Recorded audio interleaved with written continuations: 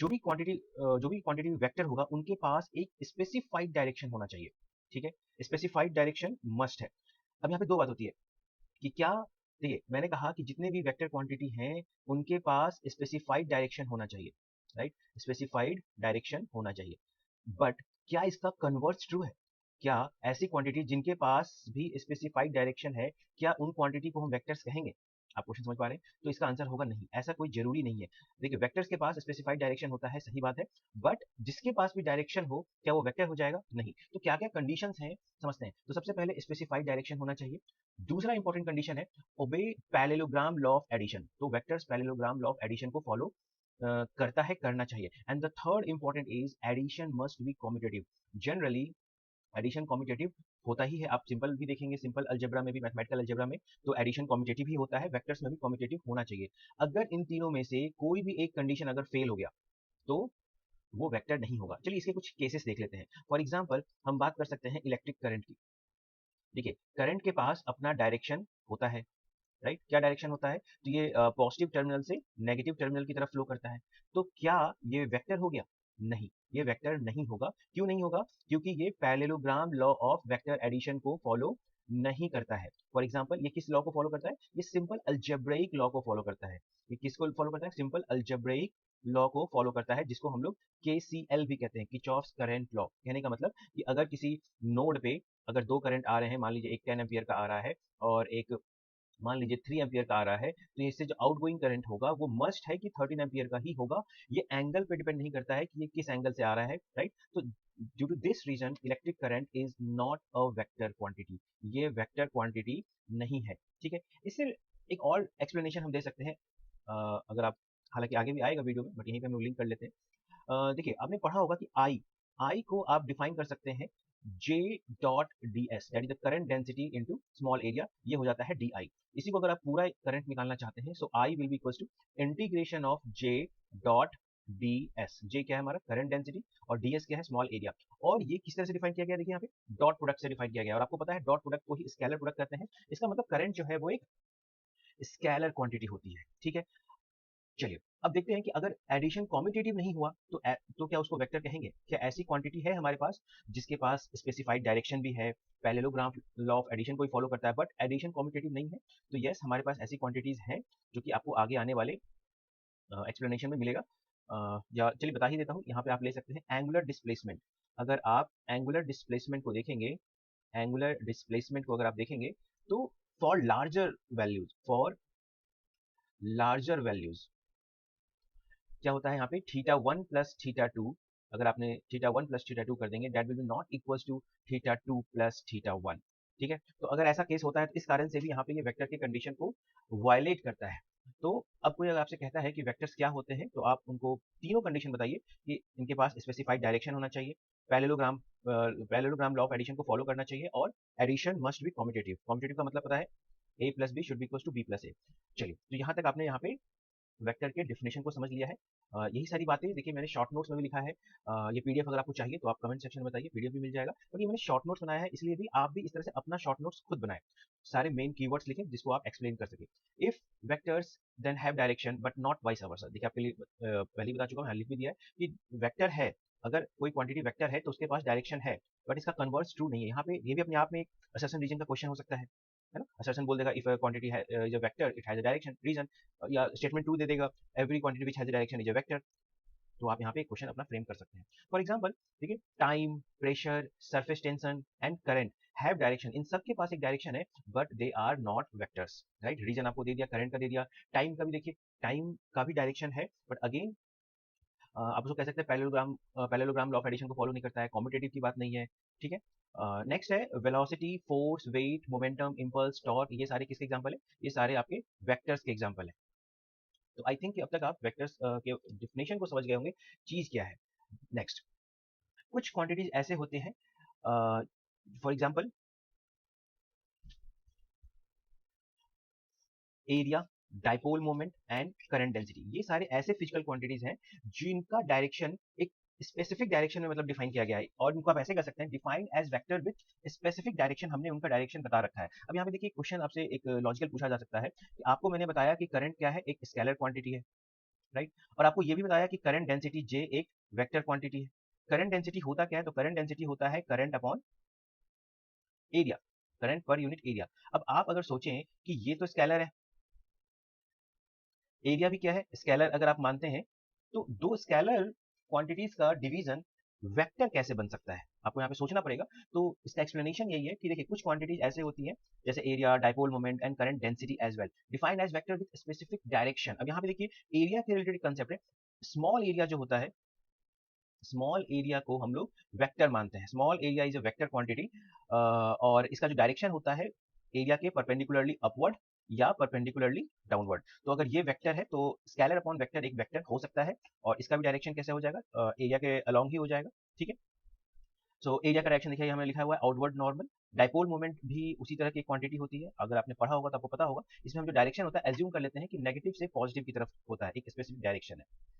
ठीक है। Next is the type of vectors, that is the polar vector. तो polar vector क्या होता है? पोलर वेक्टर ऐसे वेक्टर होता है जिनका अपना एक स्टार्टिंग पॉइंट होता है या एक पॉइंट ऑफ एप्लीकेशन होता है। जैसे ये इस तरह से कोई डिस्प्लेसमेंट वेक्टर है या पोजीशन वेक्टर है, देखिए किसका एक स्टार्टिंग पॉइंट है या पॉइंट ऑफ एप्लीकेशन हो, कोई फोर्स है जो किसी ऑब्जेक्ट पे इस तरह से दिखाया गया है। तो ये देखिए यहाँ पॉइंट ऑफ एप्लीकेशन दिखाया गया है। So these are the polar vectors. Next is the axial vector.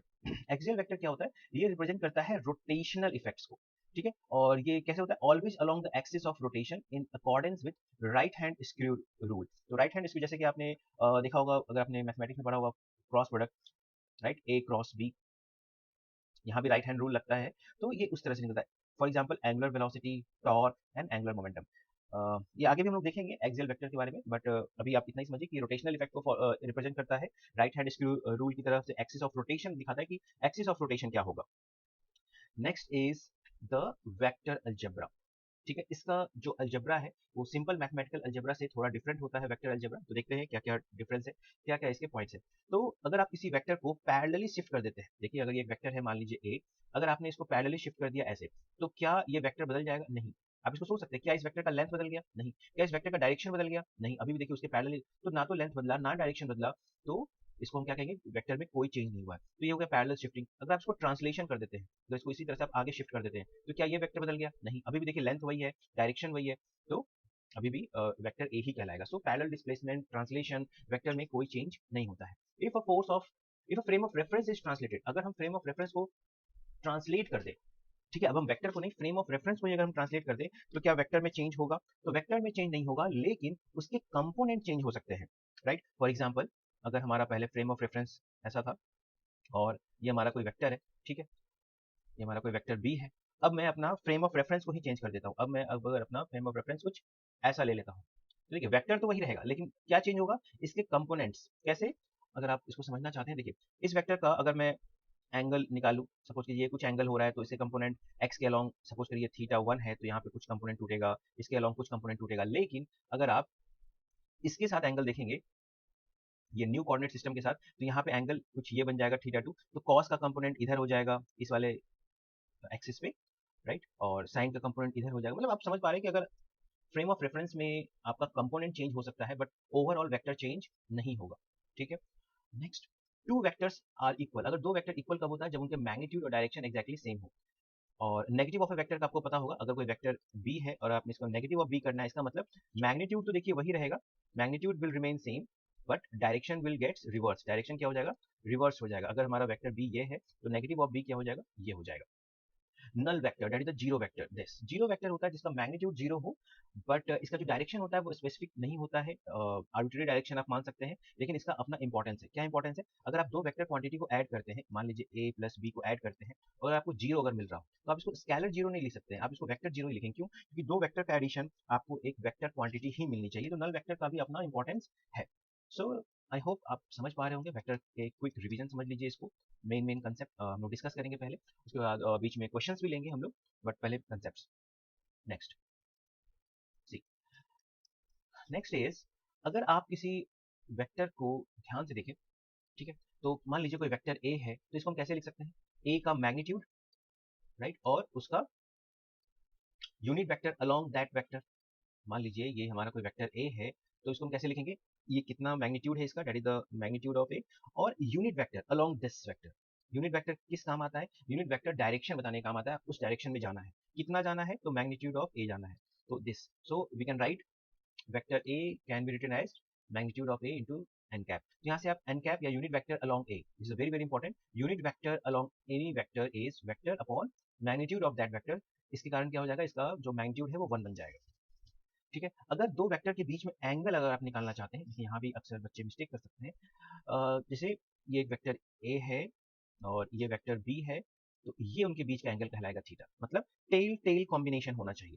अगर आपका ऐसा कुछ दिया हुआ है और ये कहा जा रहा है कि ये थीटा है, तो ये दो वेक्टर के बीच का एंगल नहीं कहलाएगा, क्योंकि यहाँ देखिए हेड टेल कॉम्बिनेशन बन रहा है। तो हम क्या करेंगे, हमने पढ़ा है कि इसको हम पैरेलल शिफ्ट करने से या ट्रांसलेट करने से कोई चेंजिंग नहीं होती है। तो हम क्या कर सकते हैं, इसको हम आगे इस तरह से शिफ्ट कर सकते हैं, this will be vector A, still this will vector A. तो ये देखिए ये टेल टेल कॉम्बिनेशन बन गया, तो ये एंगल कहलाएगा, so this will be 180 minus theta. तो आप एक रूल रखिए टेल टेल कॉम्बिनेशन से। अच्छा, उसमें भी टेल टेल अगर कॉम्बिनेशन हो तो यहाँ पे देखिए दो टाइप के एंगल बनेंगे, अगर आप समझ सकते हैं तो। एक ये एंगल भी बनेगा, तो हमें कौन सा एंगल लेना है, स्मॉलर वैल्यू लेना है, अनटिल एंड अनलेस आपको कोई स्पेसिफिक कंडीशन या स्पेसिफिक कोई कुछ कहा ना गया हो। कोलिनियर वेक्टर्स क्या होते हैं, ऐसे वेक्टर जो एक ही लाइन के अलोंग हो। तो इसके लिए कंडीशन क्या है कि उन दोनों वेक्टर्स के बीच में जो एंगल है वो 0 डिग्री या 180 डिग्री होना चाहिए। अच्छा, प्रीवियस पेज पे एक पॉइंट है जो हम लोग कवर कर सकते हैं, हालांकि आगे भी आएगा। दो वेक्टर का एडिशन अगर आप करते हैं तो उनके रिजल्टेंट वेक्टर का जो फॉर्मूला है that is the square root of a square plus b square plus 2ab cos theta, जहाँ पे थीटा क्या है, उन दोनों वेक्टर्स के बीच का एंगल, और ए बी क्या दिखाया गया है, उन दोनों वेक्टर्स का मैग्नीट्यूड। आगे भी आ जाएगा। ठीक है, तो नेक्स्ट है देखिए, वेक्टर्स में कुछ फिजिकल क्वांटिटीज ऐसी होती हैं, वेक्टर्स में ही कुछ फिजिकल क्वांटिटी ऐसे होती हैं जो कभी कभी तो वेक्टर की तरह ट्रीट किए जाते हैं और कभी कभी स्केलर की तरह ट्रीट किए जाते हैं, या ऐसे कह लें उनका डुअल नेचर होता है, just like light particles, sometimes they behave as vector, sometimes behave as a scalar. और कुछ ऐसे भी क्वांटिटी पॉसिबल हैं, आप ऐसे समझिए वेक्टर, कुछ फिजिकल क्वांटिटी ऐसे जो कि ना ही वेक्टर है ना ही स्केलर है। समझ लीजिए, ऐसे भी क्वांटिटी पॉसिबल है जो ना तो वेक्टर है ना ही स्केलर है। For example moment of inertia. अब हम ये भी देखेंगे कि ऐसा क्यों है, ऐसा क्यों है कि मोमेंट ऑफ इनर्शिया को ना तो हम वेक्टर कह सकते हैं ना ही स्केलर कह सकते हैं। देखिए, वेक्टर इसलिए नहीं कह सकते हैं क्योंकि अगर आपका सेंस ऑफ रोटेशन, अगर आपका सेंस ऑफ रोटेशन चेंज करता है तो भी इसकी वैल्यू चेंज नहीं होती है। मोमेंट ऑफ इनर्शिया क्या होता है, I is equal to M R square, right, जहां पे आर क्या है, एक्सिस ऑफ रोटेशन से डिस्टेंस। अगर आप axis of rotation, sense of rotation change कर दे, मतलब क्लॉकवाइज को एंटी क्लॉकवाइज कर दे, तो भी यहाँ पे देखिए आई में कोई फर्क नहीं होगा, यानी कि ये डायरेक्शन से इंडिपेंडेंट हो गया, डायरेक्शन में क्लॉकवाइज रोटेट कर रहा है या एंटी क्लॉकवाइज रोटेट कर रहा है, इससे आपको कोई फर्क नहीं पड़ा, तो ये तो गलत बात है। इस कारण से देखिए ये एक वेक्टर क्वांटिटी नहीं है। अब स्केलर क्यों नहीं है, स्केलर इसलिए नहीं है क्योंकि different value in different direction. तो आई इक्वल टू, आपने देखा होगा कि अगर आप एक्सिस ऑफ रोटेशन या किसी नए एक्सिस के अबाउट अगर आप मोमेंट ऑफ इनर्शिया कैलकुलेट करेंगे तो हर एक्सिस के लिए अलग अलग वैल्यू आएगी, और we can say different value in different direction. ठीक है, जो कि स्केलर के प्रॉपर्टी को वायलेट करता है। इस कारण से ना तो हम इसको वेक्टर कहेंगे ना ही स्केलर कहेंगे। अब देखिए टेंसर, टेंसर क्वांटिटीज क्या होती है, तो कुछ फिजिकल क्वांटिटीज ऐसी हैं which have no specified direction but different value in different direction are called tensor. तो मोमेंट ऑफ इनर्शिया को बेसिकली क्या कहा गया है, टेंसर कहा गया है। Moment of inertia is basically what, it is a tensor type of quantity. क्यों, क्योंकि इनका physical quantity which has no specified direction, कोई अपना स्पेसिफाइड डायरेक्शन नहीं है, लेकिन different value in different direction है, मतलब डायरेक्शन पे डिपेंड कर भी रहा है लेकिन कोई स्पेसिफिक डायरेक्शन नहीं है। तो इनको ना तो हम वेक्टर कहेंगे ना स्केलर कहेंगे, क्या कहेंगे, इनको हम टेंसर क्वांटिटीज कहेंगे। ऐसे और भी क्वांटिटीज हमारे पास हैं, for example density, refractive index, dielectric strength, dielectric constant, electrical conductivity, stress strain, ये सारे स्केलर होते हैं एन आइसोट्रोपिक मीडियम में, but different value in different direction, so becomes the tensor. So ये सारी क्वांटिटीज क्या है, टेंसर है। तो स्टूडेंट्स, आई होप कि आप समझ पा रहे होंगे वेक्टर्स के कंसेप्ट को। मुझे लगता है कि इस वीडियो को ज़्यादा बड़ा नहीं करना चाहिए। आने वाले वीडियोस में मैं इसके और भी रिमेनिंग कंसेप्ट को डिटेल में डिस्कस करूंगा, फिर बीच बीच में से क्वेश्चंस भी देखेंगे और इसी तरह से अदर चैप्टर्स को भी कवर करेंगे। तो अगर आप इस वीडियो को लाइक कर रहे हैं तो प्लीज़ इस चैनल को सब्सक्राइब कर लें और अपने दोस्तों में शेयर करें। Thank you, thanks for watching.